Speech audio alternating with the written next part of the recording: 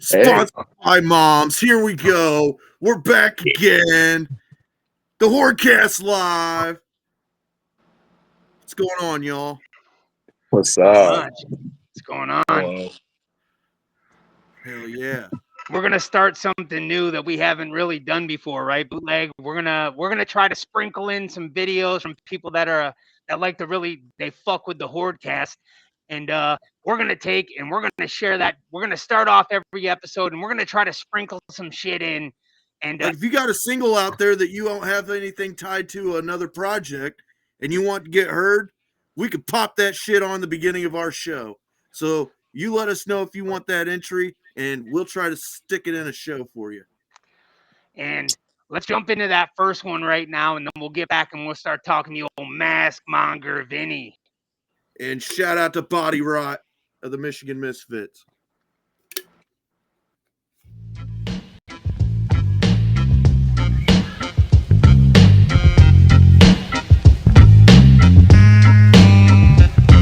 Oh no, I'm all out of weed. I only got a bowl left in the mid-need. I break up my phone to look for a dealer. I hit up Mug Sticky cause he's always got the killer. I call him up and he said, yo, come on bro. I said, okay man, that will be the interview. I pack my bags, put my ball in, I'm up the door. Headed to Memphis for some Scooby-Joe. I never had it and I want a boy, I can't wait. When I get to Memphis, I'll be smoking great. Cause the Michigan Bama, well they get you high. But I wanna feel some blunt, take me to the sky. Get me comatose, straight fucked up. See weird shit, running through the mud. I hope he's ready cause I got a bag full of raps. And I hope his mom cooking cause she makes the best snack. It's a drug deal, let me get some weed sticky. I only got a stack, what will that get me? Tell you what, man, I'ma hook you up. Roll on through, I got some real good stuff. It's a drug deal, let me get some weed sticky. I only got a stack, what will that get me? Tell you what, man, I'ma hook you up. You know Sticky Muck always got the real good stuff. Well, I'm a POTHEAD with a PhD and rolling THC. Got some hash wax, here, have a DAB. If you get too fucked up, we'll call a CAB. I'm an old school stoner, you should know about me. I've smoked weed with Tommy Chong and Cheech Marin, I keep the funky beats blaring. Sticky Muck, happy-go-lucky, no comparing me to anybody on the planet. I'm a beaver hunting, muff diving, Putin, any bandit. Take Dorothy Mantooth out for a nice seafood dinner and never call her again. No rules, just right. Let's go out back. I got a blunt, you got a light. Here, fire up that, and we'll get so high you'll kiss a giraffe. $4 grand an elbow, bro, you do the math. It's a drug deal, let me get some weed sticky. I only got a stack, what will that get me? Tell you what, man, I'ma hook you up. Roll on through, I got some real good stuff. It's a drug deal, let me get some weed sticky. I only got a stack, what will that get me? Tell you what, man, I'ma hook you up. You know Sticky Muck always got the real good stuff. Knock, knock, ding dong, come on, let me in. Now I'm in Memphis, my buttheaded friends, so we can roll one up and we can take it to the head. Hit it so hard, man, I might be dead, but I kicked back up and then I smoked a lot more. You can catch me from twitching on the goddamn floor. I'll be smoking daily. Let me get a bag. Bitch, you better pay me. Oh, here you go, That's man. right, homeboy, gotta pay up front. Here's some Scooby-Doo, let's roll a big old blunt. Hot dang, that girl's got a big old butt, like a buttermilk biscuit, fluffy and plump, I love it. Yo, Body Rot, Yeah, Mug Sticky. I go bananas in pajamas and I twist one up. I'm a loner, stoner, with a big bag. All I need is a lighter, filter, and a zigzag. It's a drug deal, let me get some weed sticky. I only got a stack, what will that get me? Tell you what, man, I'ma hook you up. Roll on through, I got some real good stuff. It's a drug deal, let me get some weed sticky. I only got a stack, what will that get me? Tell you what, man, I'ma hook you up. You know Sticky Muck always got the real good stuff.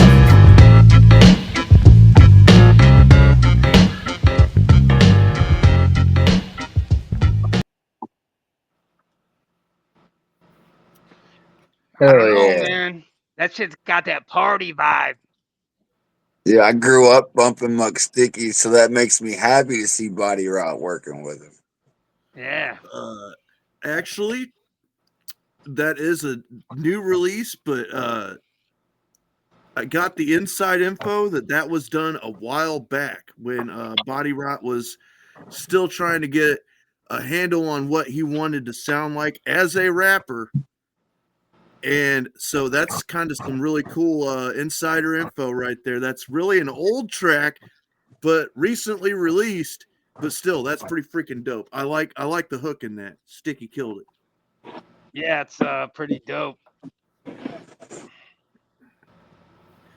So, yeah.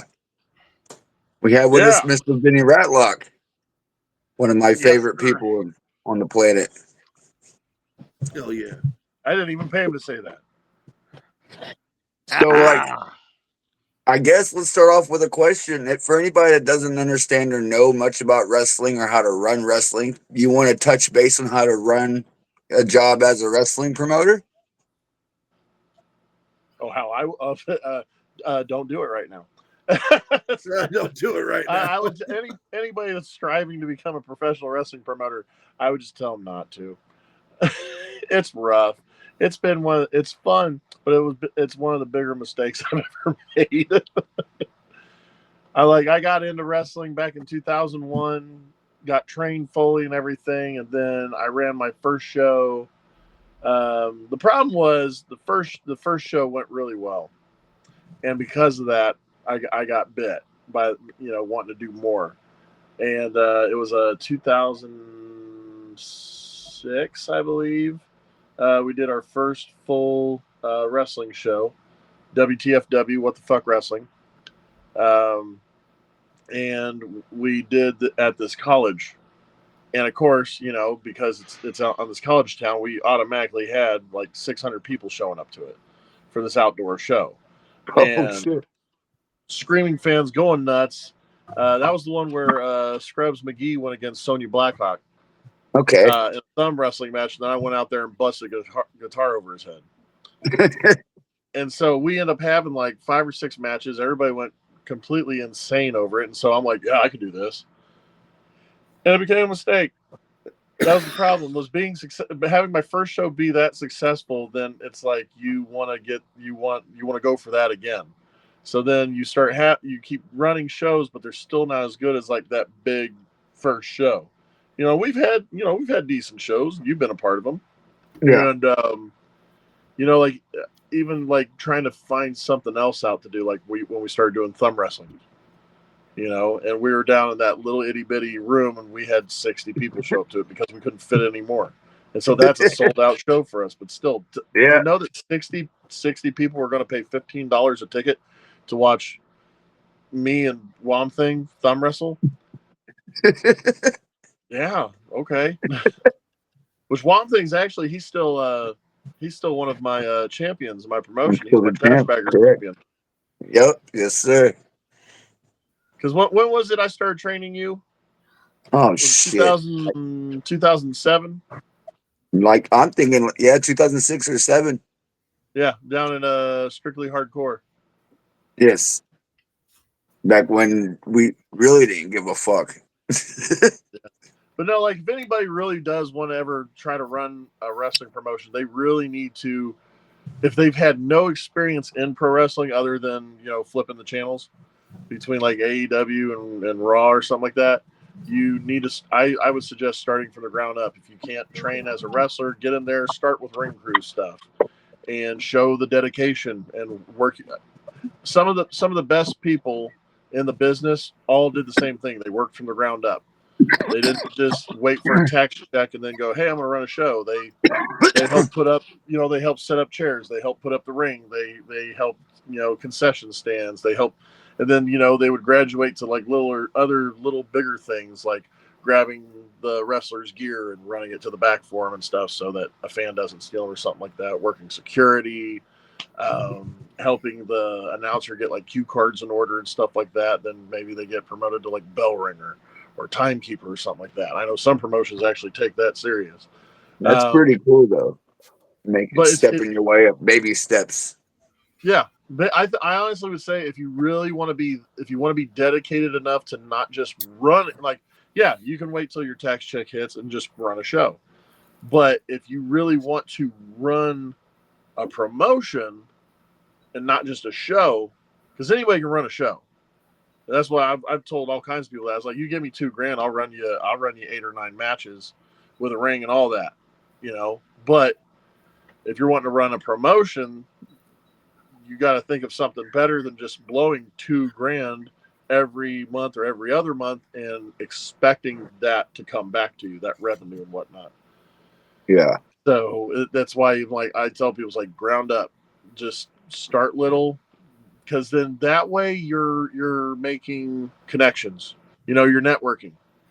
Just like, when, like, I would say, if somebody came in and say, hey, Womp Thing, how do I become a horrorcore rapper and do shows out of state and everything like that?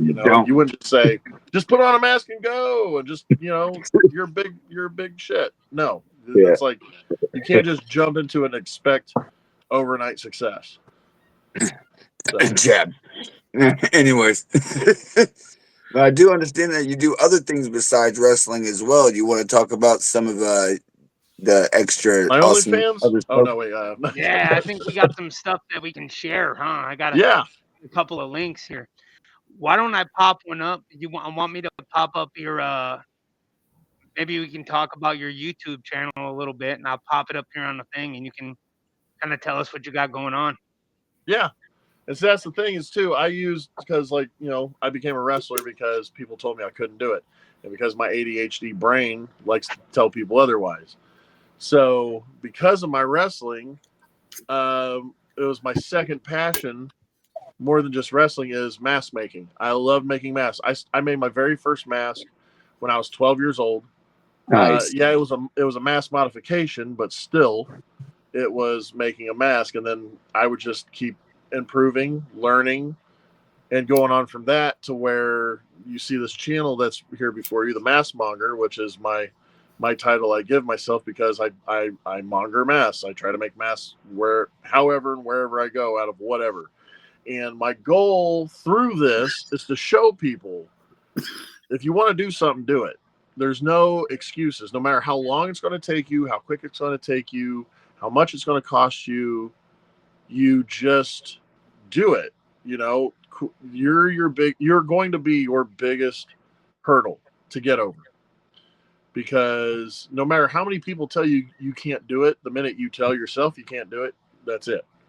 And so I, luckily enough, have always had the mindset that I'm just going to go do it. Screw it. Let's go. And because of that, like, I've improved greatly over just the past 2 years on my mask making. Like, I didn't sell my first mask. I didn't actually sell my first mask until when I was first started pro wrestling, because I was a gimmick called Reficule. And Reficule wrestled with black hockey mask, cross painted on or not painted, but it was like a foam cross adhered to the face. And the first time I started, I went like Lotus style. It was a red pointed cross. And then after that, I was like, let's do something a little different. And so I ended up doing the, I think I actually have it right behind me. This guy right there, little green Gothic style cross.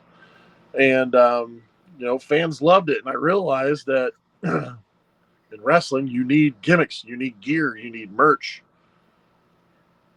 What's something fans are going to like? Fans are going to start flocking to 3 different things. They flock to shirts, they flock to stickers, and then they flock to a novelty piece. Nobody else was selling masks at the time. And I just so happened to also be working at a Halloween Express, and they lost one of their boxes of black hockey masks. And I found it somewhere in the back of my car.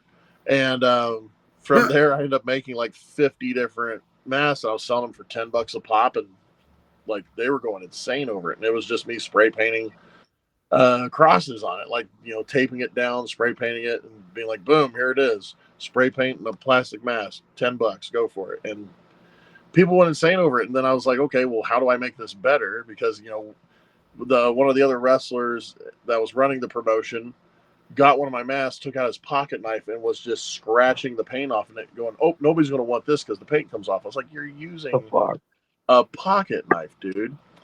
So I'm like, what else can I do? And that's when I started teaching myself, okay, let's sand it first. Let's prime it. Let's do this, that, and the other, and working more on it, trying to figure out how to drill the holes properly, and looking for better ways of, because, those little flimsy elastic pieces, those don't ever hold up. I mean, for example, these goggles I've had for probably almost 10 years now. And when I first bought them, this was all the way to the thing, and it was small. And now it's like I've stretched this 4 times its size. That's Where what she it's said. over the other side, and it still is loose on my head. So it's like, okay, I need to find a better version of a head strap than just elastic. So then I started teaching myself how to cut and make like belt style head straps out of leather and stuff.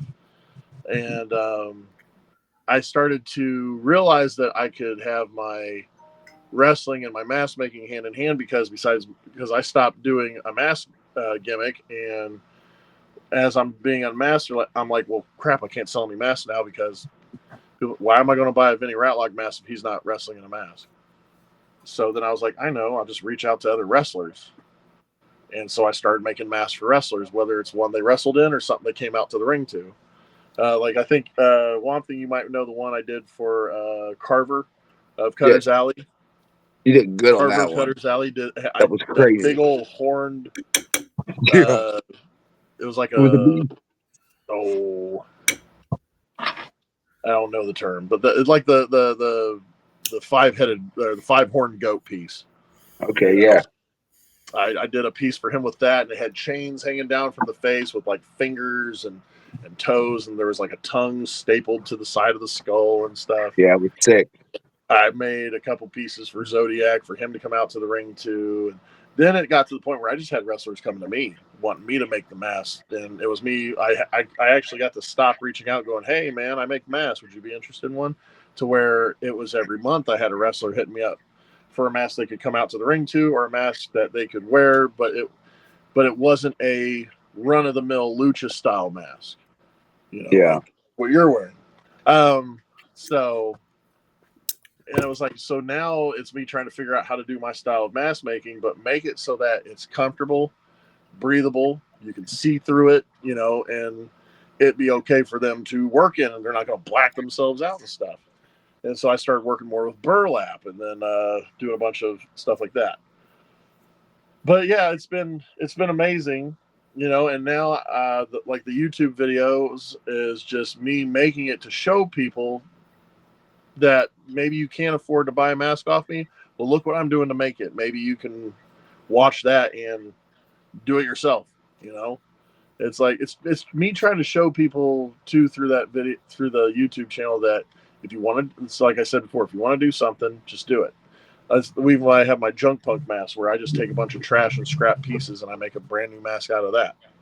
And half the time when I make those masks, I sell them for even more than masks that I've planned out, which is insane, because then somebody sees that and they're like, this is art. I'm like, as long as you're willing to give me money, yes, it's whatever you want it to be. Hell yeah. That's all that counts, man. I know. I when I first started collecting, I bought a lot of like run masks and stuff, you know. And what I ended up doing was, after I got all these run masks, even though I really loved them, I found that I really wanted like something more, right, special.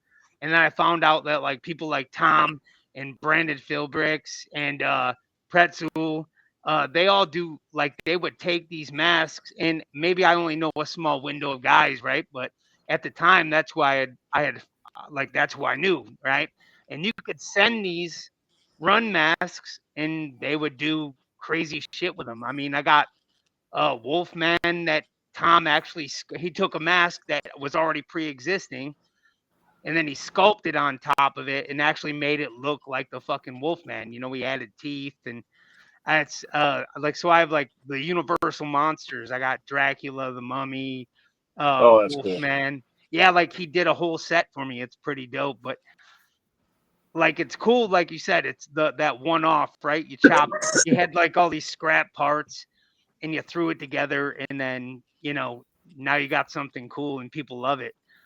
I do something similar with like engine parts, because I'm a motorcycle mechanic. So what I do is I take these motorcycle parts from blown up bikes or whatever, and then I kind of freeform. I don't know what it's going to look like, and I kind of stack them in a manner that looks cool to me, and I weld them all together. So it is. It's awesome. People love that shit, man. Like, honestly, people like creativity. I think that like I said, you get into these like something that's repeated over and over again, and that thing, I mean, people love it, but like once they see a lot of it, when you do that special thing, people are like, they already like your work, and then they're like, hey man, this is fucking special. It's art. You know what I mean? Yeah. What's it called? Oh, What's your TikTok called there, Harvester Power Sports Mafia? Yeah, that's my motorcycle TikTok. Yeah, that's where I do all my stuff. Yeah, you go over there and you can watch him working in a machine shop. Yeah, Well, at least working in a machine shop. that's you awesome. can though. see the fruits of his loins there at what he's worked on. Anyways, it's a beautiful thing. Yeah. Sculpted and He handcrafted. don't give himself a fucking enough credit. His hands have been broken fixing bikes. Ugh. Yeah, look at them hands. He can't even open his hands up because he's been working All the so way hard open. on bikes. It's So I'm just fucking saying, nuts. man, you don't give Well, I yourself always tell enough people, credit, if you're working Harvester. on You work something, hard, man. if you bleed or you get hurt in the middle of it, that means it's going to be awesome when you're done. Yeah. I've Yo, bled on so many projects. that's awesome. I don't even know now. I'm just fucking like the other day, I'm just like working away, and I turn around and there's fucking blood on the floor, and I'm like, where the fuck is that from? Your fucking hands laid open. I'm just like, You chopped your dick off.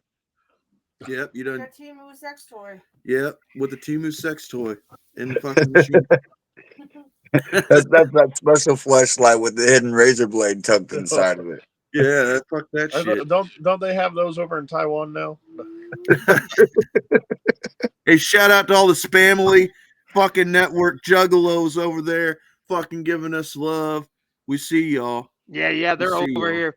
And Joel Brady, at the beginning of the show, if you've seen our intro currently right off the rip, at the very end of it says, thank you to moms for sponsoring this episode of the HORDECAST Live. And if y'all want some mom's merchandise, I know y'all are waiting for it. We've been talking to mom and we're trying to get it worked out to where we can get some mom's shirts. Don't show them too much. It'll be coming soon. And then once you see that, it's Don't gonna get a be shadow beautiful. ban. It's gonna be beautiful. Support moms, fuck dads. I think that'd be what we put on the back. And so that's part of why there is no commercial for him tonight. There is an actual feud going on right now. It's like Hatfields versus the McCoys, and they're just lobbing fucking rubber dicks back and forth across the highway. Oh, dude, I'm telling you, dads be watching every show. Make sure we don't fuck up so he can call us out on it. That's for sure. Yeah. That's the new toy right there. They were talking about a special mom's release. They're going to have to use every single one of them. So they're looking to hire a group of people. If you want to be part of that release, pre-used project, hit up the old bootleg. Just fill his DMs over on Book And of this the is for real Don't do too. that to me. Beta It's for real testing. too, 100%. If you want to be a beta tester, Yes, you she can be needs one of the best 30. at it. You can be a master beta tester. I just know Johnny P's gonna show up in there over and Hey. over and over again. I'm going to tell you what. For real. You know mom's slogan, if you like them sturdy and don't mind if they're dirty, mom, use Dildo Emporium. Heavily I'm telling used. you. She's actually adding this. She's got a class coming up. She's going to be doing this here. Free classes on how to be a better woman, taught by mom, Tuesdays at 6 a.m. sharp. Oh my god.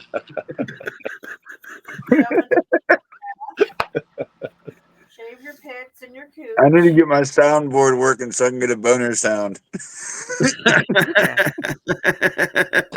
Boing. Speaking of Spamily, because they are giving us so much love, Chef Jester, I know he reached out and he did some artwork for all of us. And I'd like to, I don't have mine up here, but I'd like to show his off. It came out pretty dope, and he's got a show coming up too. Oh yeah. Yeah, that thing's pretty dope. I believe that's going to be the name of his show, and he's doing this this art here. And he did, like I said, he was very kind. He reached out and he hooked all the guys from the HORDECAST up. Yeah, that's the homie. Yeah, it's the homie. He was on. He actually cooked some food, man. The dude fired the fucking grill up, did the whole thing, man. Oh, nice. Yeah, it was a good episode. I think we rolled like way over. We were like, I an mean, hour you're and a gonna learn something if you just go and watch his show. If you don't know much about cooking, check him out. He'll help you out. something about a special seasoning probably coming out too, I think. Oh, cool. Dude, I He miss got the when winning Dean used to come contest out with this year. hot sauces, dude. Remember when Dean used to come out with those St. Pete hot sauces? Yeah. I mean, maybe he could do a collab with Moms. Hot Special sauce sauce. at Mom's, dog. Baby oil. That'd be a nice Fucking, rub. That's a Carolina, good yeah, meat rub. Mom's honey sweet honey glaze. There you go. Carolina Reaper fucking lubricant. Oh, goodness. Carolina ripped her open.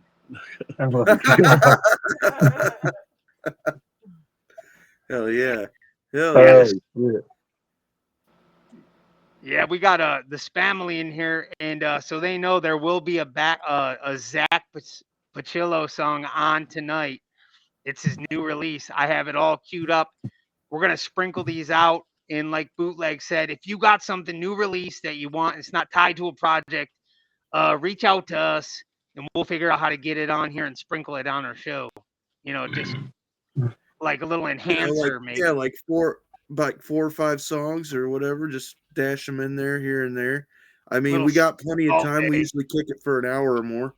So we got plenty of time to listen to some music. If y'all want to freaking do that, let's do it. Yeah. Waiting I on Wompy to finish my fucking industrial song so I can start writing to it. Ooh. I'm gonna be the next 9 Inch Nails. You wait and see. I'll tell you what, since we are, as long as you don't mind, Mask Monger, since we are at this point, I'd like to share another song since we do have so many. No, I was actually going to suggest we go ahead and put a little more sprinkling in. Yeah. And Come then when we on. get back, we'll talk about some of your other pages that you got going on and get to know a little bit more about you. So let's see what we got. Sounds good. We're gonna jump right in the old since the Spamly's so rampant right now, we're gonna jump in and play that Zach tune. Yeah, let's do it. That's gonna be a good one. I'm excited.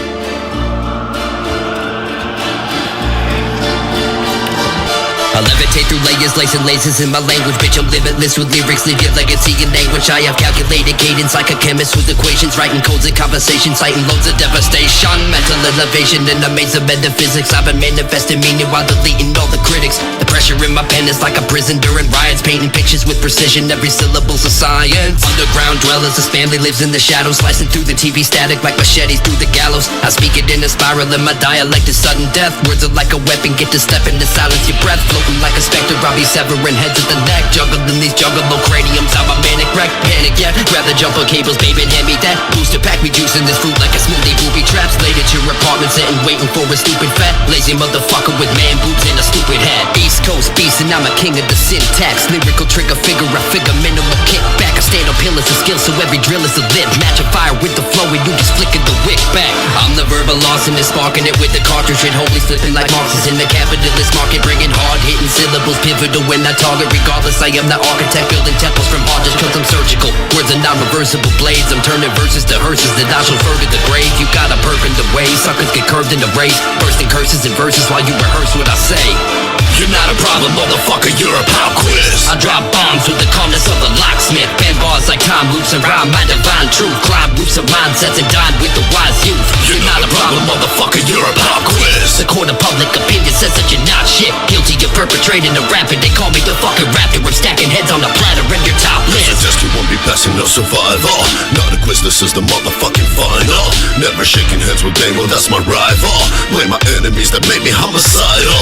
Savage world that we all live in made a savage out of me. Damaged minds are forced to give in ways of sin and blasphemy. You will breathe like a vagina that's in need of an exit pad. Push my buttons and they'll find a liveless body with no head. In the dumpster decomposing, human garbage liquefied. Hating, not discriminating, I'm supporting, I'm the side. Open wide, you sloppy bitches, about to show you all the trick. With your mouth that you be running, I'm a disappearing dick. You're not my friend, I would not care if they zipped you up in the bag after we pulled up and we clipped you. It's not a problem to chainsaw your family tree down when there's no room for both of us up in a small town. So go and drive up in the tub that dumb a piss in. Don't fuck around with dollars, be come up missing. The only sound you're finna hear is the click clack, and if I'm running low, now I'll get a split neck. You're not a problem, motherfucker, you're a pop quiz. I drop bombs with the calmness of a locksmith. Pen bars like time loops and rhyme my divine truth. Climb roofs of mindsets and dine with the wise youth. You're not a problem, motherfucker, you're a pop quiz. The court of public opinion says that you're not shit. Guilty of perpetrating a rapid, they call me the fucking raptor. I'm stacking heads on the platter in your top list. Always down with the sickness, plenty vicious and automatic. You panic, I plan to stand at the slantic and cinematic. I'm colder than polar caps with the soulless and holy black dope. In fact, I overdosed on the fucking vocal track. Just a poet broke the map, overlap with the whole collab. You holding back, I'm holding tax and reload with the molten rap. Triple time tyrant, my time is tight like a titan's grip. Writing, rip, igniting the microphone like a lightning hit. You ain't fighting shit, cause I'm like a Viking with iron fists. Striking down these juffs and I'm wiping out their environments. Infinite with intellect, intricate when I interject. I spit a hexasyllable, split your chest like a missile deck. An actor, I fracture the beat with VC the vernacular. You just chatter, I shatter your matter faster than Dracula. Cause I'm mentally medicine, meddling with your medicine. Letter and legacies, I'm levels ahead of your regiment. I'm heaven sent, but I'm hell bent on melting your settlement. Elegant with the pen, I never forget like an elephant. Infinite stamina, damage your grammar with gamma rays. A savage array of spatter, pattern spray like a cannon blaze. Play your fade by phase because every phrase is a planet raised. God's here blaze, engineers fear in the phantom maze. It's involuntary, you're visionary with symmetry. I'm interplanetary, vocabulary is imagery. Neurobiologist, bodies wobble when I afflict these chrono philosophers with quantum logic and hollow tips. Metamorphologists morphing gory forms out of horror flicks. Multi-dimensional metamorphosis with a mortal grip. Awoke in the forest with the score to settle. Endorse the kick escorted through hell by scorpions torturing my mortal dick. You're not a problem, motherfucker, you're a pop quiz. I drop bombs with the calmness of a locksmith. Bend bars like time loops and rhyme my divine truth. Climb roofs of mindsets and dine with the wise youth. You're not a problem, motherfucker, you're a pop quiz. The court of public opinion says that you're not shit. Guilty of perpetrating a rapid, they call me the fucking raptor. I'm stacking heads on the platter in your top list.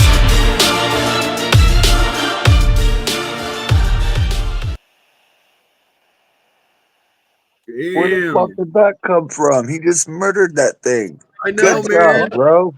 Dude, that was dope. Oh, it's fucking insane. That last Oh my fucking set of God. bars he spit, man, at the end of that. Oh, What the crap? yeah. Very good job.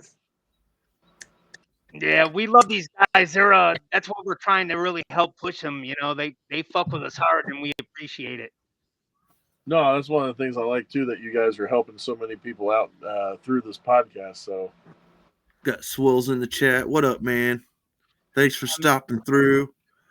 People need Dude, probably the for 2 part of the years. two most nervous people I got to interview was Staples.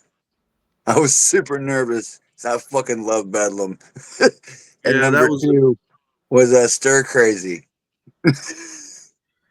I got all nervous interviewing that guy.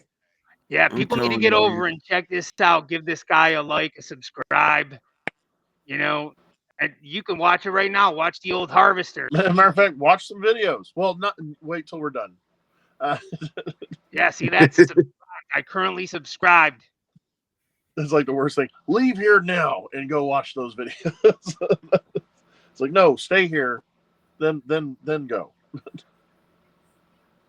I'm gonna make sure I'm following as well and subscribed. You better Well, fucking follow. This is your guy, bud. You set this up. No, you don't even understand how many times over the past like 5 years he told me, "Hey man, I'm going to get on it. I promise." I want have some tattoos. Oh my god! With your genie It's in always- a bottle, hair pointing out of your head right now.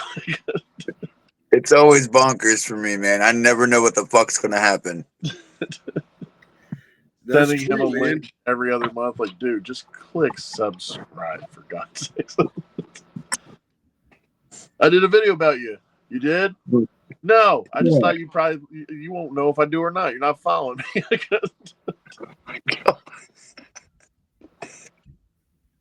Trying to find, yeah. But it's fun too because I'm basically after this gets done, probably tomorrow during the day, with your guys' permission, I'm gonna take like a small 15, 20 second clip of us talking because I also use it kind of like letting people know about what's going on in the Mask Monger's lair at the universe and stuff. And so I basically will do a video about us here and throw it up there for everybody else to see, because then it's a fun little thing to cross promote and stuff. Because why not? I don't care. You know, I scratch your back, you shave mine. So Yeah. Yeah, if you're out there, shave my check out asshole. in the chat. Harvester put in the chat. We've got his YouTube channel right there. Go subscribe, check it out. Yep. Give some I stuff a popped like. in the old chat. I put the old Mask Monger's link right there, brother. Get up And in by there God, if you ain't subscribed to us, you might as well go sub up with us too, dang it. Today's Andre the Giant's birthday. Andre the Giant's birthday. Happy birthday to Andre the Giant. Rest in peace. I heard that his hearts could fucking make a man fucking projectile vomit 10 feet. As Tom Martino would say, rest in empowerment. Yes. Yeah, he actually he passed away at his father's funeral. That's wild. Another little thing people may have not have known. His father. I still remember that stuck with me when they announced that he had passed away. He was actually at his father's funeral when I forget if they said it was like a heart attack or something, but it hit him, and oh my goodness, he was, before they even came to pick him up, he was pronounced dead on the scene. So, oh damn, really? Yeah. I seen they were doing an interview and they had fucking Jake the Snake Roberts, right? And he used to drive Andre the Giant around. Yep. Like, we would rent a big fucking van and Andre would fucking climb in the back and just sit in the back, right? And he said that he would stop and get beer, and he would get like fucking, he'd get like 230 racks, and he'd fucking clear them out and want more beer. Well, you saw how big his hand is holding a regular beer. He's like, yeah, that's just a drink to him. A can of beer's a drink to him. Like, yeah, that's it, right? Yeah, it's literally that's what it is. He like grabs that and he's like, well, the man could go through like 4 or 5 fifths just to get started, man. I mean, the guy was probably one of the most monumental drinkers to ever drink. And that's the thing with his size, you know, he has to drink a lot to even get slightly inebriated. Fucking beer cans. And like Bruce that Pritchard would talk about the stories of him passing out. Wherever he passed out, you could not move him. There was no moving him till he woke up and got himself. Where does Andre the Giant sleep when he passes out? Wherever. Everywhere. Yeah, everywhere. You got to walk around him. It's wild. Yeah, that's been one of my when they did, I think it was HBO that did that special on him. I really enjoyed watching that. When you take the time, I do think it was HBO. Yeah, because they did like it's almost like how ESPN was doing those 30s. Mm-hmm. Yeah, I remember that. I remember my mom not knowing much about wrestling and stuff, but she liked Andre because of The Princess Bride, and she actually ended up watching the documentary on it, and she was like calling me up crying about it and stuff. I was like, oh, okay. I didn't know it was going to be that powerful, but okay. He had a question in the chat. He said, how many masks do you own, Mask Monger? Jesus. Okay, well, let's see. The funny thing is, a lot. I from other people, not as much. But I'm trying to change that because I'm always afraid to collect masks from my friends and stuff because I'm terrified that something's going to happen. I'm going to move something here or there, and then it's just going to outright get destroyed, and then that's on me, you know? But I'm getting better at that, getting past the whole being terrified of destroying other people's stuff. I mean, honestly, just on this wall, we got 1, 2, 3, 4, 5, 6, 7, 8, 9, 10, 11, 12, 13, 14, 15, 16, 17, 18, 19, 20. So there's 20 that you probably see just right here. And then here on my desk, I got this one here that I just made. We got this one here that I just finished that I have to mail out Thursday. So And if you're a Pink Floyd The Wall fan, there you go. I got 2 blanks here that I haven't done yet. And then, like, right here, look at this. This is my... What's that? A fucking what's that guy? The marshmallow guy? Yeah. Yeah, there's a marshmallow head there. There's the Batman versus Superman Batman Knight up there. There's Legos. There's I see my cousin. Mandalorian. Oh yeah. See my cousin right there, the old pumpkin. There you go. Here, right here, I have probably about a little over 100 masks. And like some of them, I don't know why, but I love that I got guy. that one. Hang on. He's one of my favorites.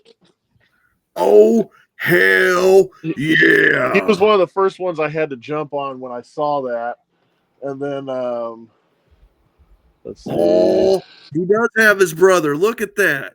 He's got his twin. Holy shit. Harvester's got his twin. There you go. I got another version of it too that I let set outside for a year.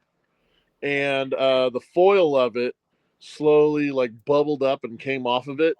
So it's like missing half of its foil. And then I put extra horns on that one.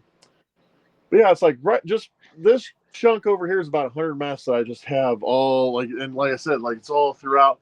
And that is where I do like a lot of my, I'll take those masks and I'll turn it into something else, you know? And then like I have my scrap mask down here. I got other masks over here. Like I'm starting to get pieces. Like if you see over here, well, I gotta see what I'm doing first. Like there's the West German clown. Now it's not the original, it's a recast, but I got it as a blank and I was able to actually paint it myself. So, and that's when I really started working on making my own and see, that's the thing is I made my own latex paint. So what I love about this mask making is with my ADHD, which, you know, diagnosed when I was 5, one of the things people with ADHD do is they go after dopamine, you know, and as my gimmick as a scientist, I talk a lot about dopamine because of what it is. There's those three chemicals that your brain releases, the chemicals of pleasure. There's the dopamine, which is what releases when you are successful at getting something done that you want to do. There's the serotonin. Yep, serotonin. Yep. And what's the other one we call it? It's called like the love chemical. Yeah, the one that aphrodisiac that it always affects it. But it's like a something Lin or something like that. But so there's those 3 things. But for people with ADHD, the most powerful one is dopamine. And the funny thing is, like, there's other things that trigger dopamines, but I started studying it more. And what I like about mask making is now I've done other stuff, and eventually you have what we call the it's a dopamine cliff, where you're so high on it, and then when it's over, you just drop, and you go into almost a depressive state because you were on that high for so long because everything was going right and everything was feeling great. So your dopamine levels were extremely high, and then you fell off that cliff. And people ask you, like, if you're going through a bout of depression, because it does. Like, when you lose that much dopamine, it looks like you're dealing with depression. Matter of fact, on one of my videos, I talk about it because I've been a part of this one convention, Pale Fest. So I don't know if you guys have ever heard of it or not, but there's this YouTube channel called The House of Masks. And AJ Good runs it, and he's a mask collector.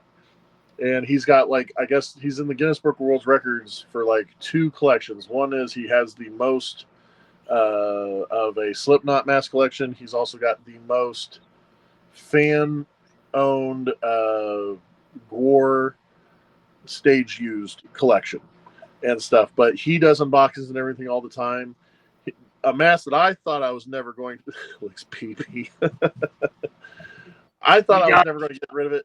I had a vintage West German hobo, and he saw it in the background of one of my videos, and he was like, I want to buy this off you. And just started throwing prices at me. And I was like, all right, cool. We got to do it. And so I actually have pieces that he now has in his museum, the House of Mass. And then, but we did Pale Fest. And I would have never thought that at the level I was, I could hang with those guys. And we're talking Josh Everett's, who currently makes the mask for Sid Wilson, from Slipknot. The Grammy mask that he wore, where it was the carbon fiber. I was at the PaleFest 2023 when he actually presented that to Sid, and then Sid ended up wearing it at the Grammys. And then he made the gold one that he was performing with.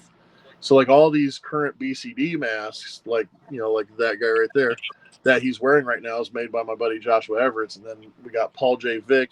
And you guys, if anybody goes to the Gathering of the Juggalos or any ICP concert, you will see the mask that he makes when you see all the other clowns on the stage throwing Faygo bottles and stuff, because he's a part of Sad Clown Studios. So he's had his devil mask worn on stage events, as well as his sad clowns, and they're the one clowns that have all the rippled eyes, and they're just going like this all the time. So like his stuff's getting featured on there, and he's been making masks for Slipknot as well. So I know, and then there's Jordan Patton, who's been on 2 different seasons of Face Off on the Sci-Fi Channel. So good show. And they're putting me right next to him. And I wouldn't give that spot to a leopard, because I'm like, what am I going to do to hang with these guys? So like the first year I was there, I was only there on a Sunday because they reached out to me because they found out I'm a pro wrestler and I was going to do a mask or face painted wrestling show. And so not only did they ask me to come do it, they rented a ring themselves and actually had PaleFest aprons put on a ring because they're excited to see that. I want a mask with a separate part for the chins. Okay. See, I get people hitting me up for stuff like that all the time. It's not hard to do. You just got to talk to people about it. And that's one of the things. Too many mask makers, not the people I mentioned, but a lot of mask makers only want to do their version of it. And if you can't get exactly what they want nothing to do with you. Well, good luck. In this day and age with the economy, you need to start bending your will a little bit to the people that want to spend money. But I'm right there, and I'm next to Jordan Patton. So, we got him. Behind me is Paul J. Vick, and not only did he do masks for Slipknot and ICP, but he also did the Walrus outfit for Tusk. If you guys saw that movie, which was amazing and hilarious, and I loved it. I got to actually take a picture with the official Tusk costume. I was geeked out so hardcore by it. And then next to me is Sleazy P. Martini from Gore. And Sleazy fucking P, baby. It is. I'm just here with, just a table full of masks. Just like, I really hope I do well. And, me thinking that nothing was really going to happen. I'm just here to wrestle anyway. And then I walked out with, a little over $1,000 in mask sales, and actually having, Joshua Everett and Paul J. Vick and Lanny Masks. He's from the UK, and he's done the masks currently for Sleep Token. He done masks for the backup band for the new one that just came out, President, which I haven't seen yet, but I'm going to be doing a reaction video to them. And he does Gore stuff. And then, and I'm sitting next to Sleazy P. Martini, and he's in gear, and then half of the time he's out of gear, and they're all coming over checking out my stuff and being complimentary and everything. And it just blew my mind that these guys that I don't even think I'm never on their level are coming and complimenting my stuff. And that was like an incredible feeling. That's like I said, that's that dopamine hitting, because like they're coming up to me telling me that I belong, and I would have never thought I would belong with that group, And so then I was only in PaleFest for the fact that I was going to wrestle. And then right after that, because that's a whole story in itself, the wrestling show is insane. But then on 2024, last year, they actually reached out to me and said, we want you as a vendor, which I would have never thought they would have invited me to do. And so being able to be a vendor there, and because of that, it opened up a door to where I'm making the masks now with the group Psychotic Symphony. I actually just had one of Casper Vox Stacks, who is guitarist and a backup singer for Green Jello. I made him a mask that he's touring with. And let's see. Oh, it just fell out of my brain. But like, I've been getting hit up from other bands now and artists wanting me to make them masks that they can perform in live or even use for music videos. And that would have never come in my head. I would never thought I would reach that level, you know. And these are bands that I grew up with. You know, I grew up with, you know, I was a kid when I first heard Three Little Pigs.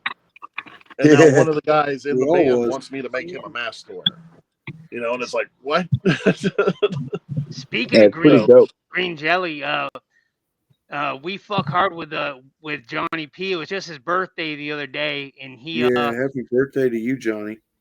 we actually had him. The HORDECAST was on the back of one of their puppets on the back, like was doing ads, and so we Oh my had. gosh, yeah, I was on the fence if I wanted to do one or not for my Yeah, brand. yeah, So, we were on one of his puppets, man.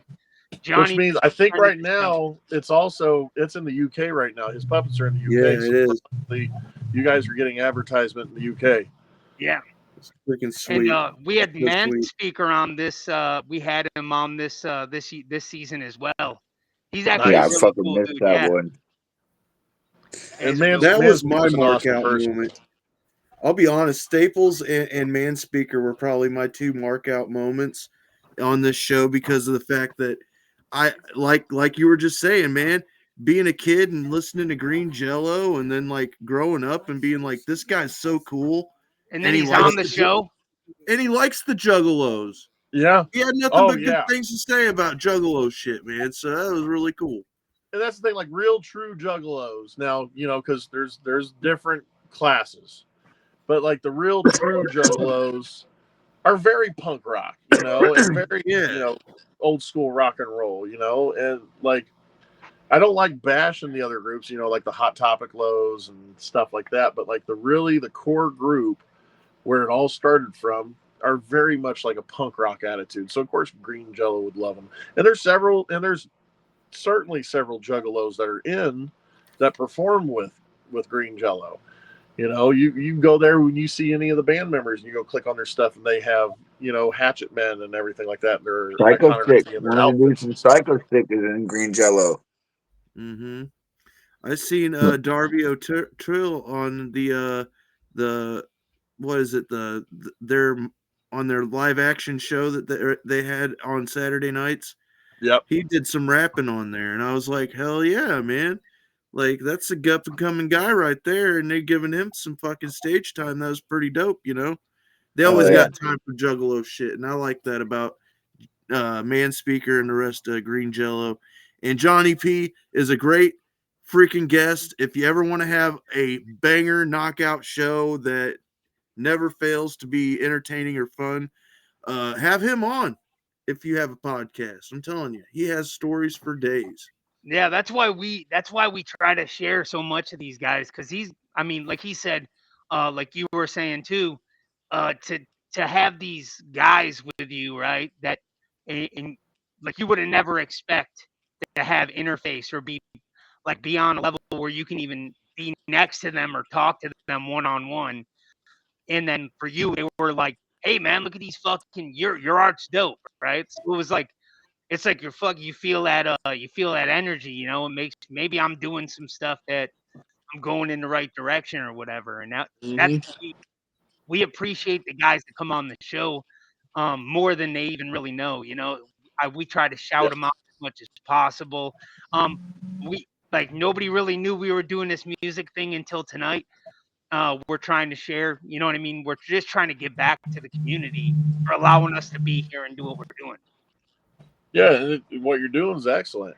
And see, that also lets you know that you're doing something right when you're having some of these people that you would have never thought you'd have a chance to just sit down and have a conversation with, or actually popping on and being like, hey, you know, and they're showing you love by jumping on this because they know that you support them just as much.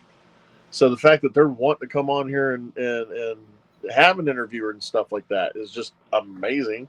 In the beginning, like I still remember, I was just standing there at Palefest last year, and it was Slim Jelly. She walked by and was just looking at all my stuff, and she goes, "Wait right there!" And she ran over and grabbed Casper and drug him over, and he's just looking at stuff, and he goes, "I'm getting sick of painting my face. Would you like to make me a mask?" And I was just like, "Yeah." And the thing that's blown my mind the most is the fact that these people I've made masks for, I would think that are at that level to where they're expecting me to just give it to them as like a fan. You know, when Krusty Utter from Psychotic Symphony wanted one, when Zoid Zwieberg and Petrofilio and, you know, even Casper, when they wanted me to make a mask, in my head, I'm like, I'm going to make it and give it to them because, you know, they probably are expecting that. And as soon as I show it's done, all of them said the same thing. That is awesome. How much? You know? Oh yeah.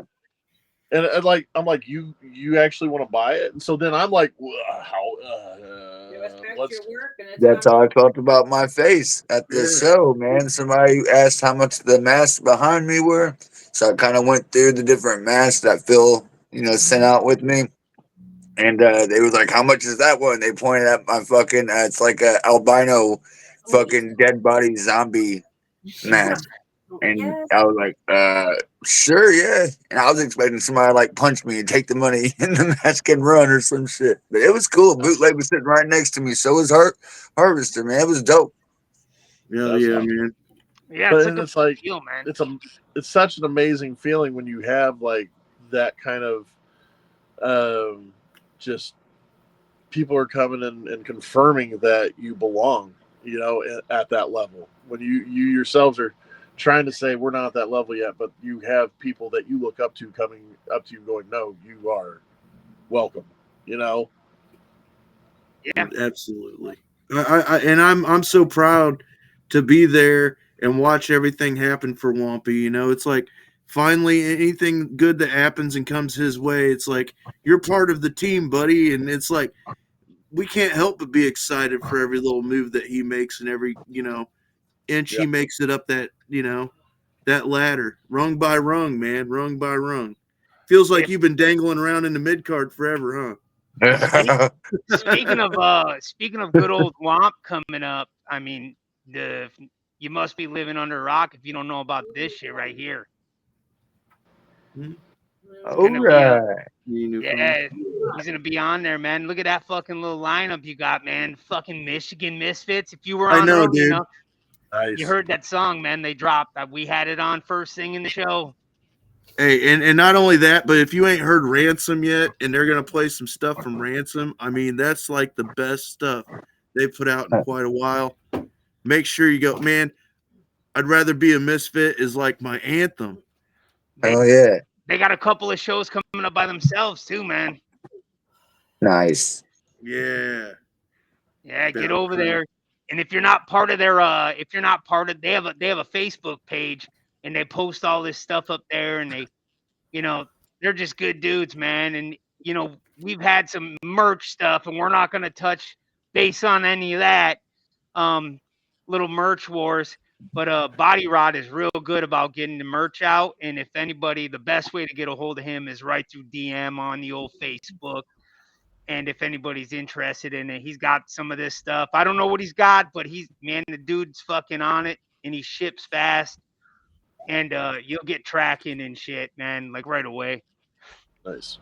So you I think you gave him Hey. I got this. I got one more thing left for sale out of all my merch. This ain't a joke. You can pick this sumbitch up. Come on now. I'll give it away for $15, $5 shipping. That's only $20, and it'll go right to your mailbox. I'll send it out right away. Get it while it's still here. I don't know if he's still on that label or not, but man, that's some fire. You better pick that up. What was that, I'll 3X? get it to you quicker than he would get it to you, and I won't rip you off. So to see the merch wars, we had some problems with that whole that guy. People love him though, so whatever. If you're down with it, pick up that fucking shirt from old Bootleg. There you go. It's a 2X. You could get it. I don't even think I wore it one time. I don't know if I did or not. Did I? I don't think so. I don't know. Well, I bought it at the show to be supportive. That's what I do. I'll get something from somebody to be supportive. If you ain't got music, by God, I'll try to get something, like a hat, a shirt, something. If I like your stuff, that's what I'll do, and later on, if I ain't fucking with it, I'll find somebody that'll buy it. That does fuck with it, and that's just how it kind of goes, That's one thing I learned in pro wrestling. No disrespect. You need to do merchandise. You'll find a way to sell anything. Right. We got And you. Harvester at the end of this show, he'll show you the way he runs his meltdown when it comes to merchandise. He has a merchandise meltdown. That's what I think we should call it from now on. Yo, Your merchandise meltdown. That's what I'm saying. He lets it rain with information on where he can get the finest merch in the underground. So before we get to that, Harvester, you want to play another song, bud?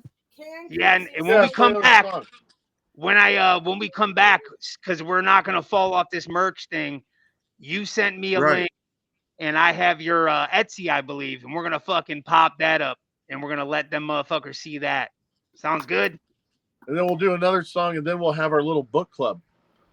Oh yeah, we got the books too, man. People don't know what they're in for tonight. Yep. Oh shit, yeah. There's books. We've become like a mini QVC tonight. Yeah, we're slashing prices over here. Like a generic slasher.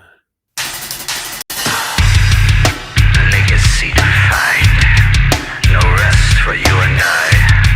Please make my impossible. Here we are, face to face, no doubt. The end beckons day in and day out. False truth, fake leads, feed the seed. It's proof you need more than just a need. Feel it coming, prepare yourself to rise. Overcome it with superpowered minds. Don't fail each other, who will draw the line with the legacy defined. Make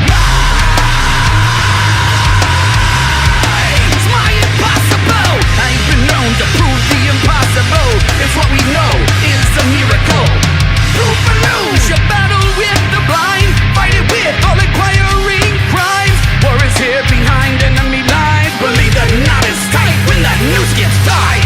Feel it, kill it, prepare yourself to die. Never willing to break the chains that bind. We fail each other, no one draws the line. No rest for you and I. Make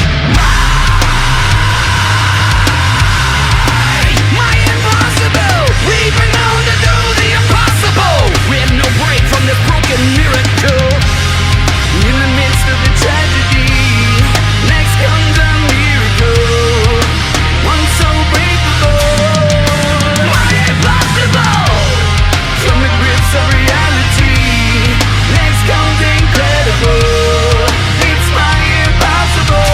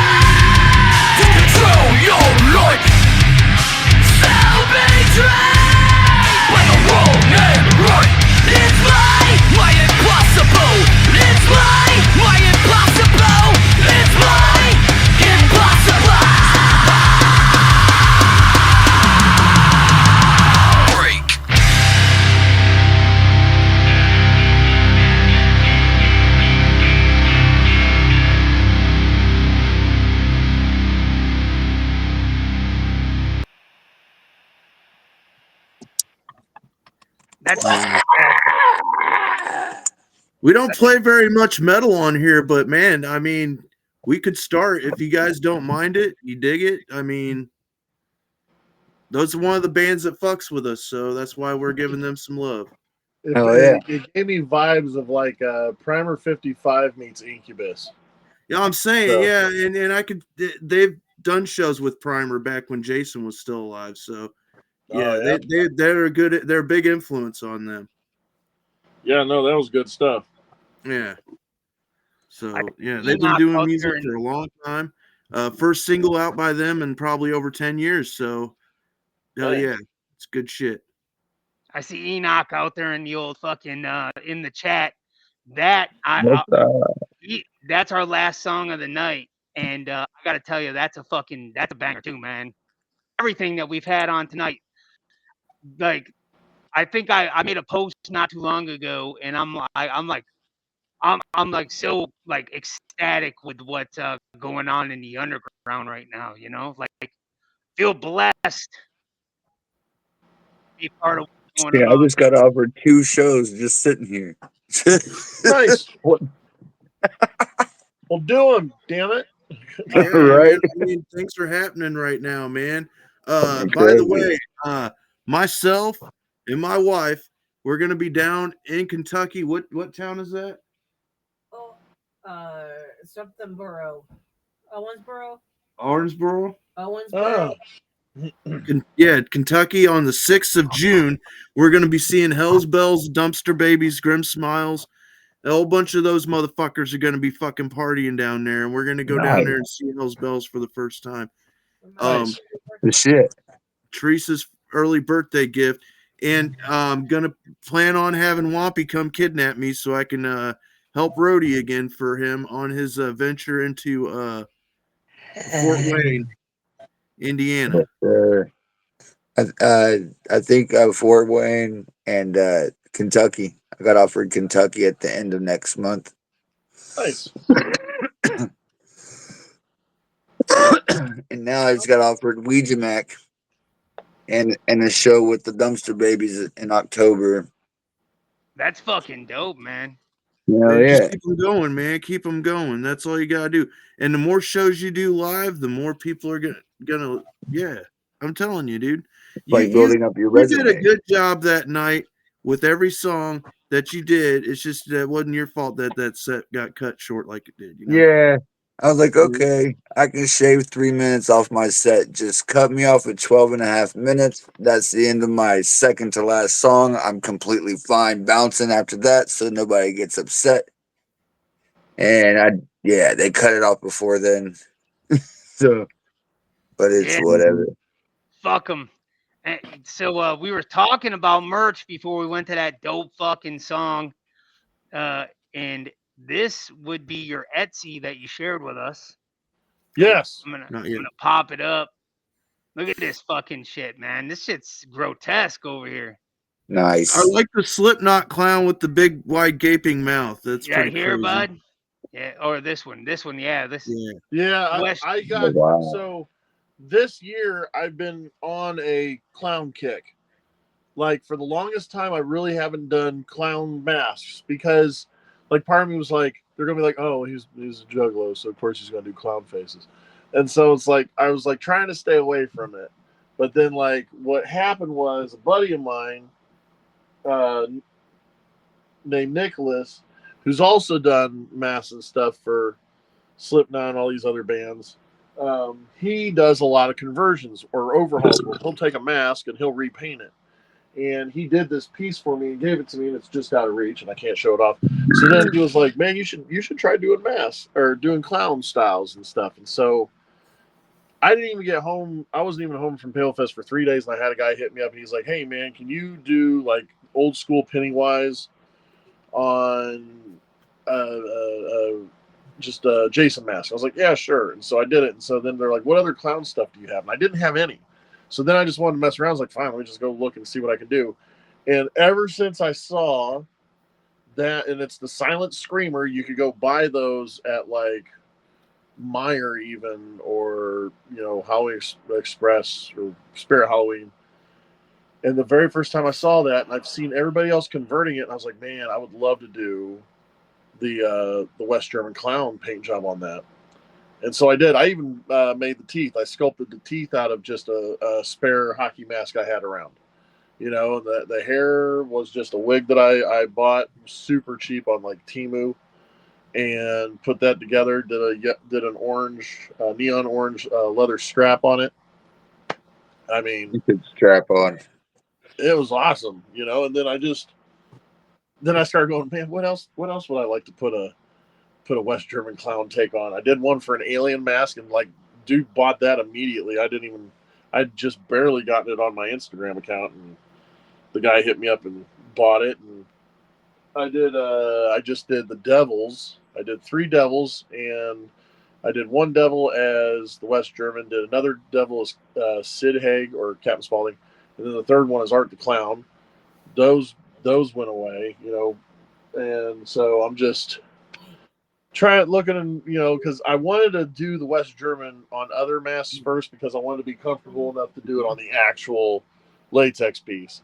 But then I started trying other stuff. So like you see in that on the top row of the Etsy account is that one right there. It's an Incredible Hulk children's mask, but I put the nose on it and everything, so I call it the Incredible Bonk. And then the one you see, the Manic piece, which is the green and purple one, that is based off of Krusty Utter's mask that he wore when he performed. But I call that's the Skeletor color theme. Now Let's see what the prices are on them. The top 2 on the right, those 2 are Zodemons. Those were based off my buddy Zodiac when he was wearing his mask. He always had an X over his eye. He had a Luchador style mask. And I said, hey, man, can I do a concept of your mask if you were a demon, but still use the iconic pieces that you always have in your Lucha mask? He's like, yeah, sure. And those are the 2 I came up with. I actually have 3 versions. I have a purple and blue one, and then I have those 2 that I've done. And I sold probably like 20 of those, because that was the other thing I like doing, is I want to reach out to other wrestlers and say, hey, man, or madam, that have something like mask related in their gimmickry, where I can say, like those right there, Carver Cutter's Alley. We did Carver Corpses 2 years ago.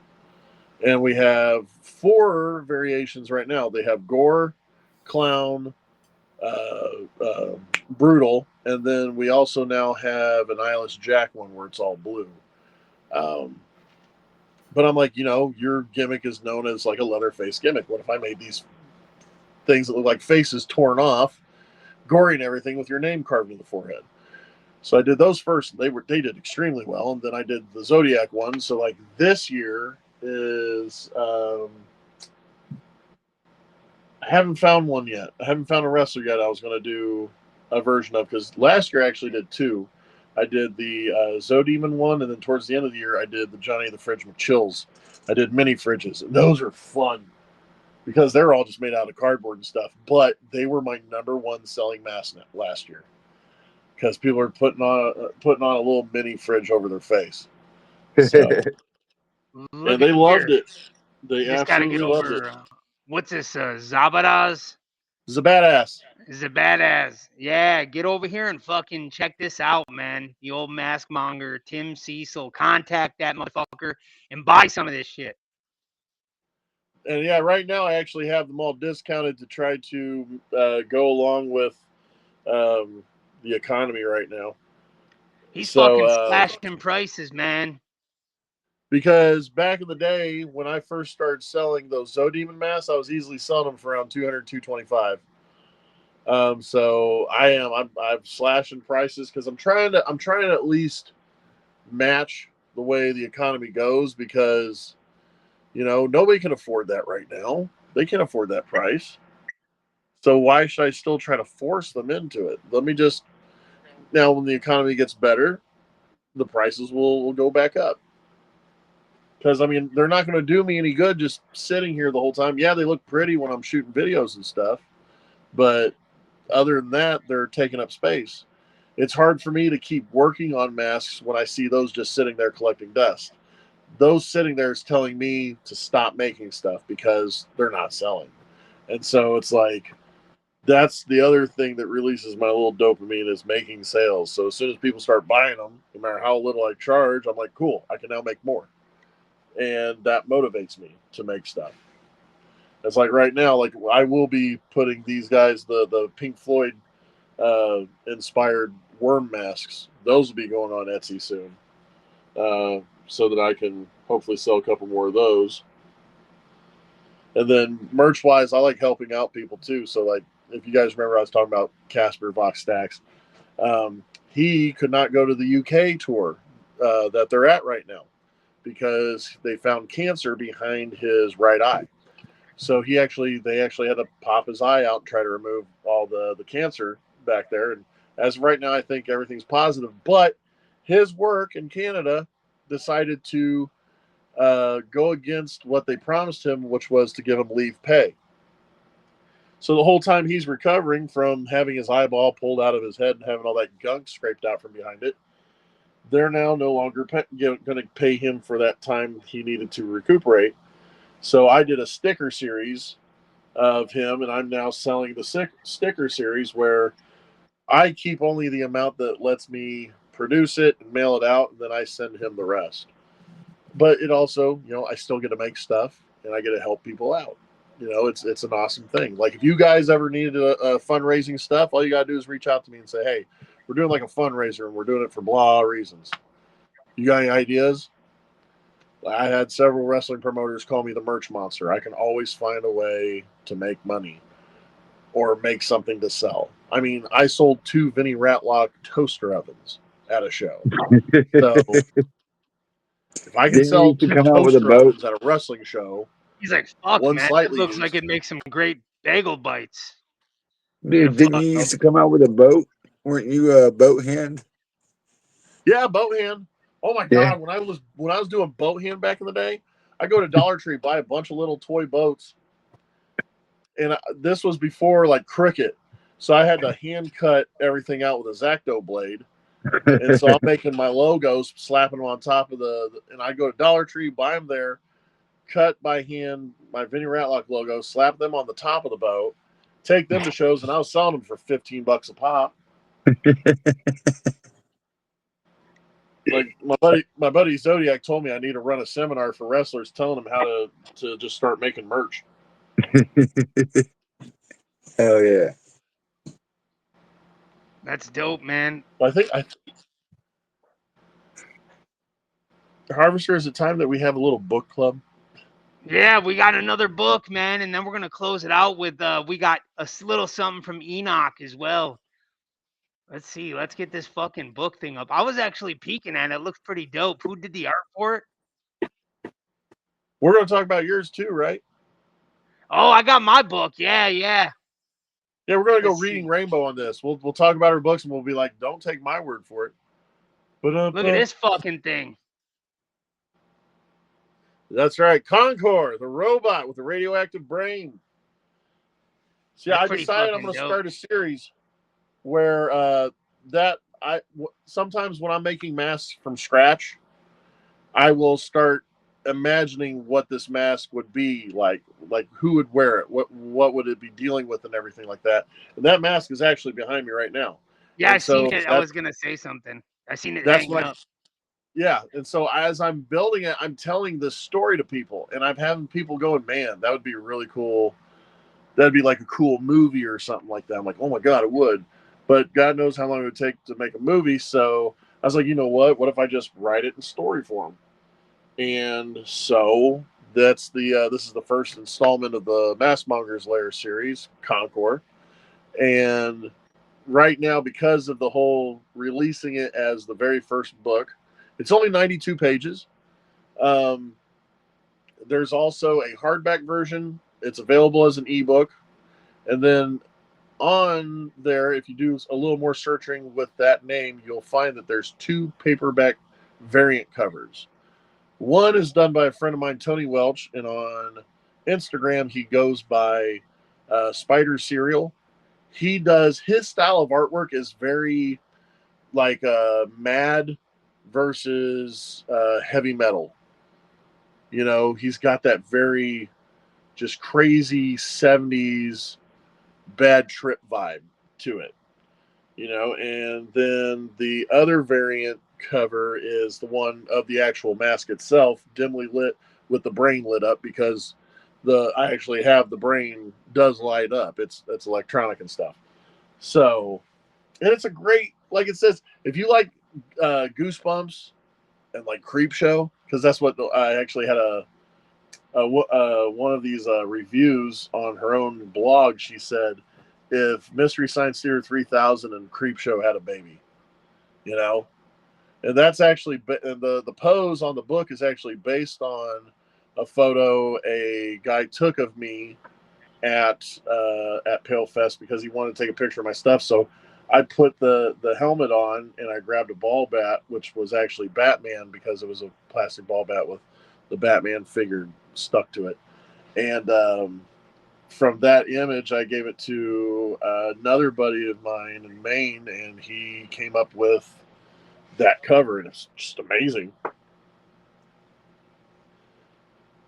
And the back's a good read too. Like, that's what the other thing I'm learning too, is how to give a good summary that's not going to spoil everything, but actually still get you interested enough to want to read the book. But yeah, that's my first installment. Just came out on the 6th. And those 2 variant covers are only going to be available until June 10th. After that, they're being taken away. And then June 10th is actually going to be my next book coming out, which is going to be a different series called Echo Realm. And that's dealing with a haunted house, and every room in the haunt, or every attraction in the haunt, deals with an event in existence. So those are going to be fun. Those are fun pieces. And I love the fact that with the Mask Monger's Lair, every story has a legitimate mask that I've made that's based on it. So then I can tell the story, and then like on the back that you saw in Conqueror, on the backs of the other books too, you'll actually see a picture of the legit mask that's a part of it. So it's not just me that's like randomly saying, oh yeah, you know, this is his mask and da da da da. No, I'm like, no, legitimately, I made this mask and came up with the story as I'm making the mask. So, but don't take my word for it. Go buy that fucking book. Buy your book too. Let's talk about your book. Oh man, if you want to waste a couple hours of your life, the old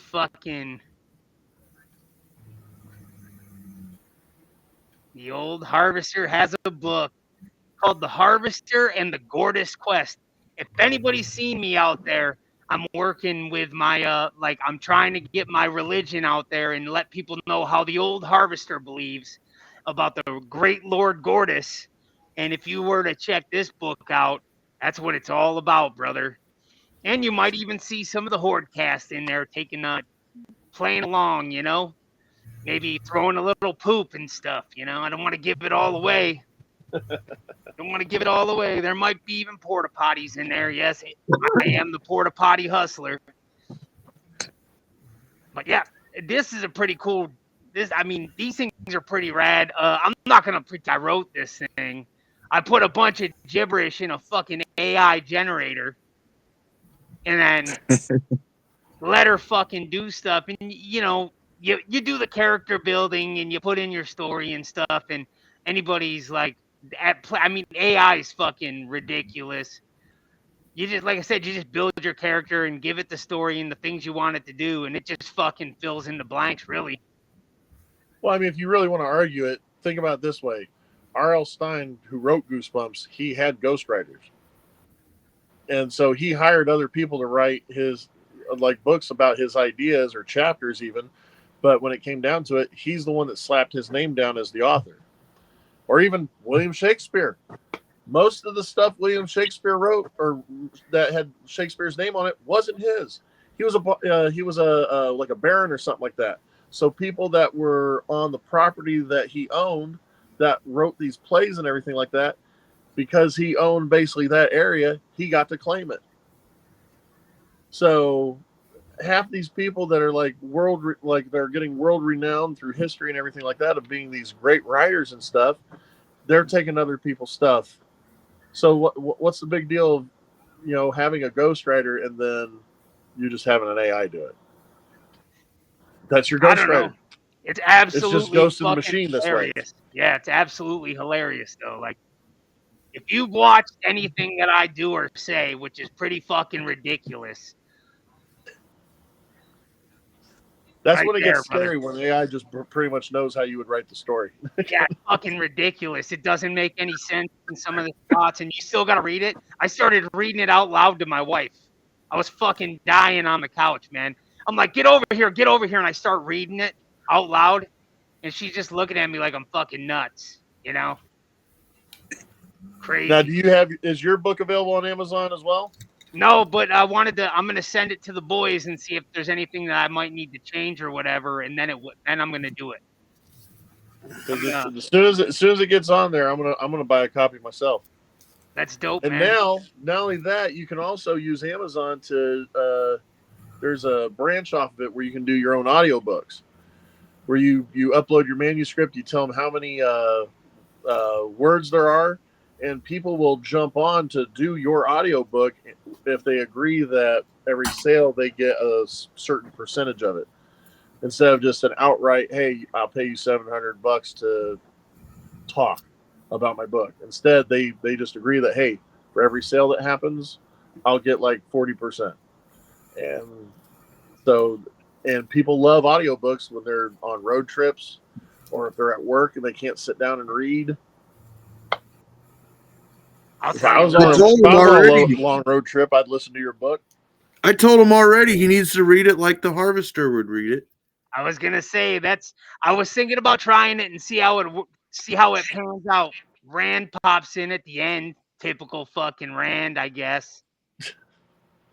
But yeah, it's like the Jimmy Kimmel. I'm sorry, we ran out of time. We'll have you. We'll have you on next week. But yeah, I was thinking about, like Bootleg said, I was just gonna get in there and read it like this and animate the fuck out of it and see how it pans out. Let's listen to that last song. Then what we're gonna do is we're gonna come back and we're gonna make sure everybody knows where to get your shit, what to look at, and we're gonna we're gonna have a little fucking merch meltdown. Bootleg's got some finger guards. Maybe Rand will do it. They got a couple of finger guards. Come on, don't be like that. All right, we're gonna fucking do this right now.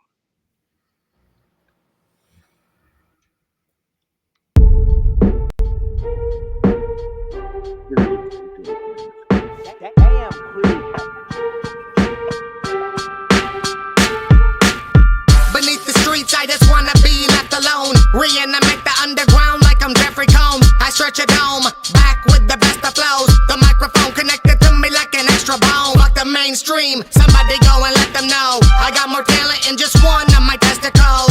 Bentley skeptical, rappers on the radio. Edward Scissorhands, I give a damn about the paper, bro. Tim Burton with the pen when I'm in the booth. Say my name 3 times and just let me loose. Beetlejuice, let me do what I came to do. I lost brain cells, but I saved a few. My fan base like gremlins, they reproduce. From a test tube, baby, to pay-per-view. Broken dreams that I fixed up with crazy glue. I'm breaking through the industry, all thanks to you. Say you need a hero.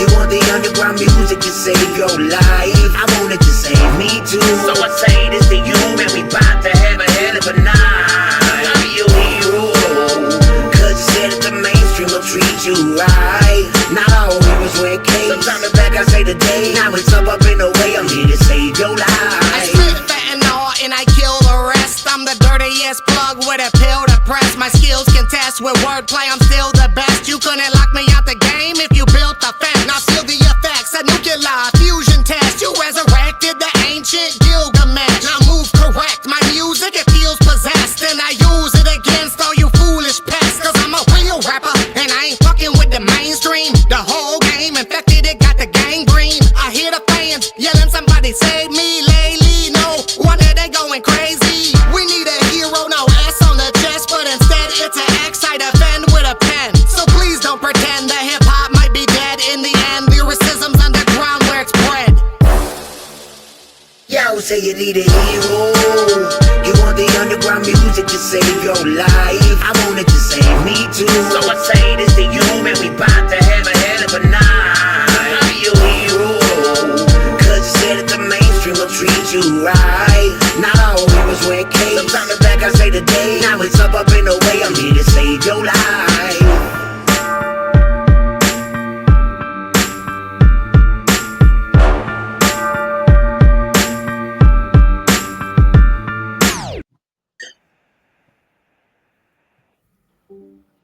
Shit was dope as fuck. Yeah. That was a good one. Yeah. Knock is That was a really fucking dope. So good is one, man. Cartoon, I mean, man. all the songs you played tonight are bangers. So Hey man, I give all them songs a fucking and a half. Yeah. They like that's why I said, man, these guys, some of these guys are just fucking cranking stuff out, you know? Like I don't even know, man. Like all the guys that have dropped albums this year too, man. Everything's been Been fucking bangers. dope. Yeah, nothing like sucked. everything. What is it about this 2025 being like the best year in music for a long time in the underground? Next Yeah, next for year the will be underground, empty. Yeah, there Next year won't will be be any just albums whack. next year. Yeah. It'll be I'm like safe. They'll be like, we already I'm safe then because I'm not releasing another album for 2 years. 2 years? Yep, singles on the dirty way, stuff. baby.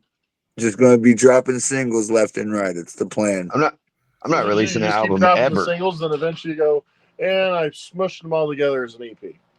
So It's a good Well, I way to do it. usually drop one a year. I figured I'd take a little bit more time, you know? you need to work on your movie. Yeah. When's your book coming out, Wampy? Yeah, what the I fuck? had a book and it flopped, so I dropped the idea. Fucking books. Make like the gospel of Womp thing. Like You the go the, get That the, happened. the You. 67th book.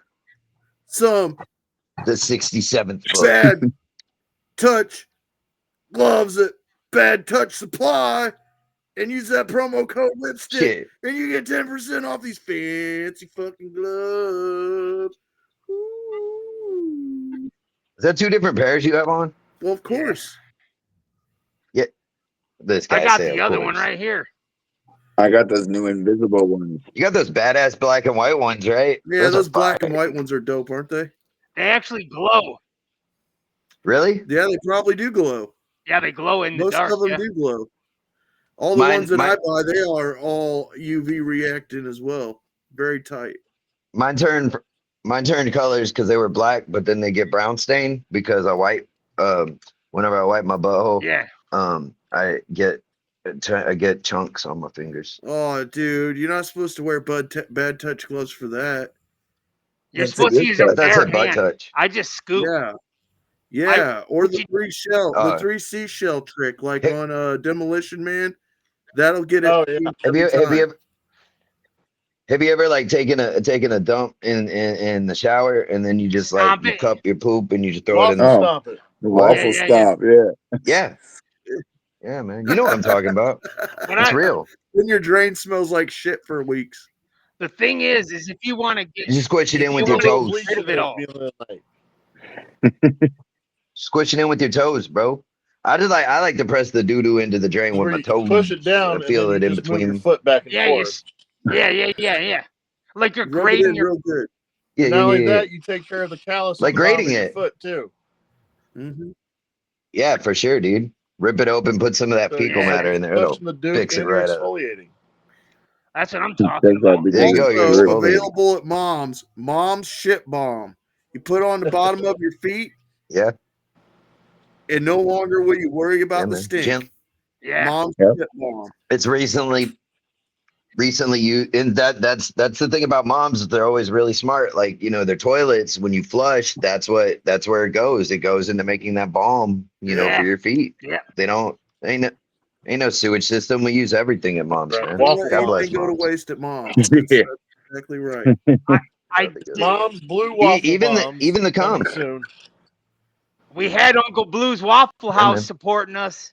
Uncle Blue's a good guy, man. Yeah, he's a good guy. The Good blue guy. All waffle you gotta house. do, Check it And my out. boy Blue. if you guys want to see his reviews before you go and eat, all you gotta do is Google Blue Waffle. That's Blue Waffle. Just Yeah. Google it. Check out. You'll see all the reviews, man. All of them. He's got a fucking 5-star. Some of the best waffles. Give him a gun. My bad. Yeah, give Blue's yeah, bro. waffles a gun. There you go. Playing with your hair Give the while- blue a gun. Who needs a gun? I'll tell you what, this promo right here, I do have a promo I loaded up, and it was already shared by Rand and some of the other guys on the old Book of the Face. And dude, I'm not even gonna mute for it because I think we're all gonna be laughing. I find it absolutely hilarious, and I'd like to share it. Please watch this important message from your old pal Bootleg Dipshit. Right there, Family. Zach's on week. Hey, shout out real quick. I just want to say before I jumped on here, I didn't know the show was still going, and I went into this family chat, and they were sharing the living shit. Y'all showed or talked about them or something, because they were showing the living, sharing this like a motherfucker. Because we the shit. So shout out family, man. Y'all horns are. up to There's a lot of y'all motherfuckers, And man. Those good dudes. Always showing love. and I can tell you, I mean, Mask Monger, that like they'll definitely show you love, man, because they get in here and Shit. and they give us fucking they show so much, man. They show us so much love. So them dudes are probably already over, like literally subscribing to your channel and shit, man. These guys they're all about it. Yeah, dude, for sure. Yep. Yeah, they're like when we had Zach on the episode and they invited me in that group, I didn't know about like that dude really does have a legitimate following going behind him with this whole family thing, man. And there's like probably 50 motherfuckers that are straight savages actively being savage in that group every day, dude. So shout outs family, man. It's true. I mean, their chat is always popping, man. I have to mute it. That's why that's why, you know, if they ever pop on my YouTube, my whole thing is like I like to show them. I like to spread positivity, and no matter how it is, that's the whole end of the day. I want people to you just go to bed with a smile on your face. Yeah, bro. And watch this. You're gonna win with that mentality. In my personal opinion, from what I've seen in the underground, you having that mentality of like, I just want everybody to win. I just want everybody to be happy. I just want everybody to, you know, enjoy and support and have fun. You're gonna succeed, dog. I can tell Why you go to from bed that. mad? You may not wake up tomorrow. Yeah. Yep. Yeah. I want to say thanks to all the love we get from all the juggalos out there, man. I know that we were pretty intense with the Zooligan scene, but doesn't mean that we weren't all juggalos first, you know. So I mean, Zooligans are juggalos. we never stopped either, you know. We love that shit, and we are embracing it more and more and more. You guys in the Spamly fucking universe, bring us your music. We'll play some stuff on here, man. We love that shit. Speaking of Zooligans, I defeated Jared Savage, the face collector, last Saturday in Indianapolis. So, oh shit! I put I put a forever face on myself, and I confused him. He thought he was looking in a mirror. Yeah, I think I seen a photo of you wearing it, right? You had the did you have it on like one of the economies or something, right? Like Eco? Yeah, we took a picture with each other in the back. Yeah. Yeah, I seen a picture of it. No, Yeah. it was great. I tapped him out. He tapped out too. to my submission where I basically tickled him. It was also Jared Savage's birthday recently. Yes, it was. Yeah, man. So a big happy birthday to to the big dog. Yeah, Jared Savage. Face collector, Jared Savage, out there tearing it up. He's been going like at least 2 or 3 years straight now, solid of the kayfabe, you know, the whole gimmick he has and everything. That dude's a monster, man. He's a big boy. Yeah, but now everybody now knows he's definitely ticklish. A big boy. Yeah, he's definitely ticklish. Yeah, so man. if you ever see him, when he's got his back to you, you slide up, and as soon as you see him reach for something, you get in them pits, man. Reach under. Fucking in. Reach under. You ticklish? Pits in the underbelly. What Oh, you do man, is you reach under his legs. Reach under his legs, bro. No, don't do that. You might I'm talking get about in trouble for sexual I'm talking harassment. about tickling his balls, bro. That's the panic button. That's not always a rib. Now, I just remember I played that clip in the fucking chat about Jim Cornette talking about how what was his name? Coco Beware. Apparently in trouble for fiddling with people squeezing kids' balls. Was Never take it twisted. If you ever catch me at a show and you squeeze my balls, I'm kicking you in your Yeah, fucking I don't mouth. care if I'm in the I'm locker just room or straight not. up. That's not I how don't you care who it say is. hi to somebody. You don't just squeeze their balls and be like, "Oh, I Yeah. was just ribbing you, pal." Yeah, turn around and they're like, "Hey, Rand, what's up, bro? I'm gonna kick you in your fucking face." What I like I to was like, do man, is I like wrestling to locker shit rooms on in the my 80s were weird. shake your hand with What? shit on my fingers. Yeah, Ugh. people love it. Ugh. You should see them. They're like, oh. Speaking of, while we got a second, I was gonna say next week, on next week's episode, we're gonna do a giveaway. It's gonna be a real quick one, so pay attention when I put up the thing. But high odds that fams from the Hooligans' new album that's not even out yet will be in said giveaway, as well as the VIP package from Clockwork Each Show. I'm gonna be giving away whatever I get from the VIP experience. So there's gonna be a Clockwork E Hooligans giveaway next week, but it'll be real quick. Real quick. Not many entries. That means if you don't pay attention, you won't be part of it. So you gotta watch out for it. Yeah. All right. The old dick twist. You guys be quiet for a second, motherfucker. This is the end of the show. This is when we're going to say all the things we need to say about merchandise. Before I get started, Mr. Meltdown. Vinny, will you tell the people in the crowd where they can go to see your stuff? Just if You want to go see my stuff? I want to see your stuff. You want to see my stuff? We've Wanna see your shown you stuff? What's plenty up? of it on my Etsy account. You just type up the Etsy account. It's a badass because you know why? There's some badass masks on there. You also want to go check out the Mask Monger on YouTube. If you want to hear any of my music, there's also Rattlock Music on YouTube.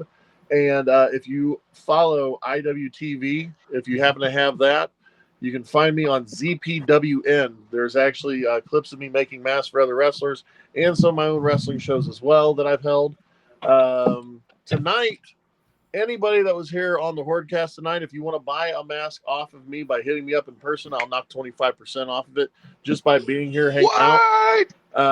And let's see, we have, once again, Concord, the robot with the radioactive brain. And you can find that just by typing Concord, Conquor.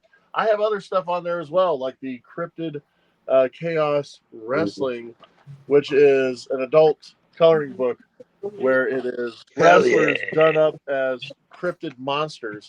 And if you guys have ever wanted to look into designing your own mask, if you type up Mask Monger, one word on there, you'll find a 4-book series where it is 200 pages of different styled hockey masks to where you can draw your designs on it before trying to mess up a hockey mask on your own. And they have the 8-hold ones, the 11-hold ones, the 31-hold ones, and the slotted mouth.